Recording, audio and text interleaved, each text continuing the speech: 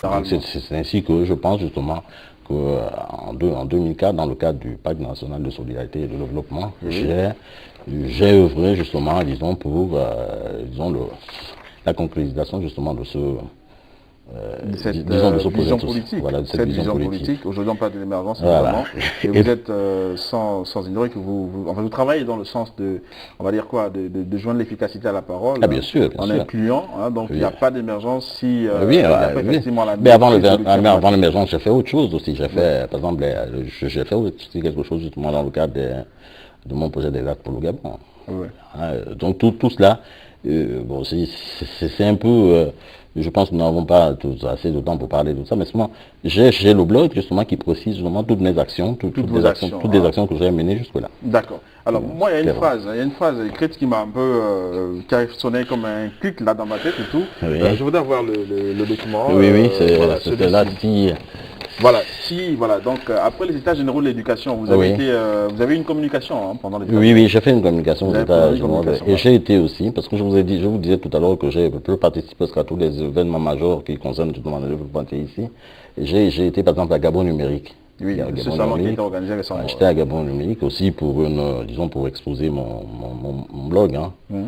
Pour exposer mon blog. Faire partager votre expérience. Oui, pendant 2 jours, disons, le constat que j'ai fait a été un peu, disons, un peu mitigé, parce que je n'ai pas rencontré beaucoup de gens, hormis quelques fanatiques passionnés. Oui, quelques fanatiques passionnés, comme par exemple l'ambassadeur du Togo, un Ganga du Togo, je crois, et le consultant généraliste aussi, Samuel Toutounzeng aussi, qui tient un blog. En dehors de ces personnes, je ne pense pas. Je suis souvent sur la toile et tout. Ce que j'aimerais justement, c'est que ces personnes justement que nous nous ouvrons justement. D'ailleurs, c'est peut-être le thème justement de mon de mon dernier document, c'est que nous nous ouvrons justement à partir des réseaux, des réseaux justement pour mieux nous connaître d'abord et puis pour appuyer justement cette émergence. Voilà, donc moi, il y a une phrase qui m'a un peu a créé un petit déclic dans ma tête, c'est après les états généraux, pendant les états généraux, vous avez dit, si l'État sème des ordinateurs dans toutes les écoles du Gabon, ce serait un échec. Pourquoi, en fait, ça fait un échec? Bah oui, ça je l'ai... Pourquoi? Si on donne des ordinateurs à l'école publique, le CNFA ou le CNFB, voilà, pourquoi cela va constituer un échec, en fait, si on en donne au maximum? D'abord parce que l'aspect des formations n'a pas suivi. L'aspect des formations, ça veut dire ça veut dire pour former justement comme ça un pratiquant sur par exemple sur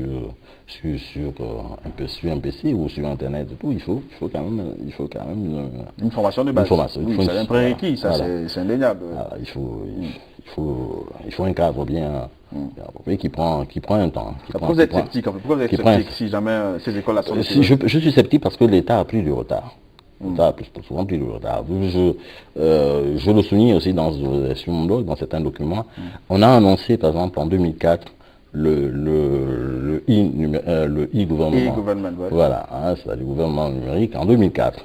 Et j'ai été d'ailleurs fort surpris, disons, de constater qu'en 2009, d'ailleurs, c'est le président Ali qui le disait et tout, qui le disait lui-même.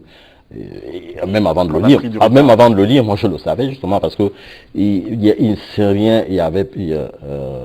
a pas beaucoup de choses, il n'y a pas eu beaucoup d'avancées justement dans ce domaine. Dans le e-gouvernement. Par exemple, quand vous prenez justement le cas des écoles, en dehors justement de l'expérience que moi j'ai menée avec l'école d'Asni, il n'y en a pas eu une autre dans le Gabon.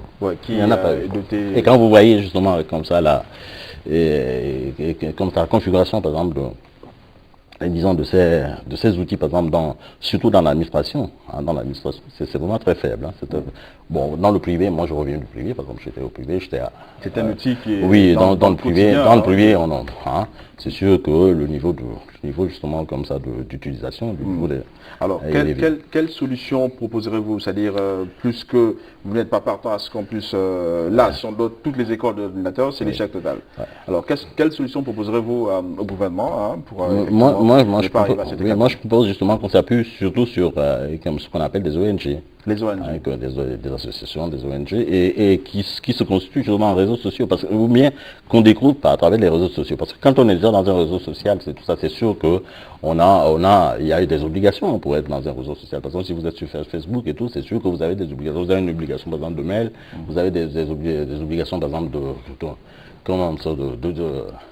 de parution, de travaux. C'est sûr que à partir de là, on peut déjà juger votre niveau. Juger votre niveau à partir de là. Ouais. Et donc, il est bon justement d'aller chercher justement ce savoir-faire justement, disons, à ce niveau-là. Voilà, donc, il est peut-être prêt justement à ce niveau qu'ailleurs. Donc, l'idéal pour vous, c'est que le gouvernement, évidemment, travaille à la base avec des ONG. Oui. Qui, comme l'AGECO, par exemple. Comme l'AGECO, comme vous. On va pas dire non. Toutes celles qui vont se crier. Alors, on va retenir que vous êtes un fanatique d'éthique. À ce sujet, vous avez sorti une publication en rapport avec la nécessité, pourquoi pas, pour le Gabon de se mettre en phase avec le développement d'éthique, notamment en donnant la possibilité aux ONG d'apporter leur contribution à cet édifice-là. Mais aussi et surtout, vous avez partagé avec nous votre amour pour l'éthique, vos différentes expériences dans le domaine d'éthique aussi. C'était Monsieur Hervé Pambo Mbumba, à qui d'ailleurs on va demander de répéter son blog, où les gens peuvent aller échanger avec vous. Oui, j'ai amené un certain nombre de documents pour ça. Mon blog d'ailleurs je disais tout à l'heure que je suis sur Facebook, je suis sur Facebook, je vous ai donné. C'est lui que je donnais un document. Voilà, où il y avait mon nom. Il y avait mon nom. http hpambo.over-blog. Sur Facebook, vous n'avez qu'à taper mon nom. Si vous êtes déjà vous-même sur Facebook, vous n'avez qu'à taper mon nom. Voilà, Hervé Pambo Mbumba. Et puis si vous allez par exemple sur, je sais pas quoi c'est, Windows Explorer, en ce moment-là, vous tapez, disons mon adresse email. Voilà, mon adresse URL, voilà. HTTP. Oui, c'est fait. Mais j'ai facilité l'accès justement en passant directement par exemple par Google. Par exemple, quand vous êtes sur la barre de Google, vous tapez Pambo Blog, tout de suite vous rentrez dans mon blog. D'accord, donc c'est ce qu'il fallait retenir ce matin avec M. Pambo. On vous remercie de nous avoir rendu visite ce matin. Un niveau de téléphone rapidement, lequel moi, je préfère plutôt donner j'ai le 07 51 40 04. Voilà, vous êtes expert. Mais je suis beaucoup plus accessible, comme je vous ai dit tout à l'heure, sur le Facebook. Disons sur Facebook ou sur Google. Voilà, merci. Donc, bonjour à...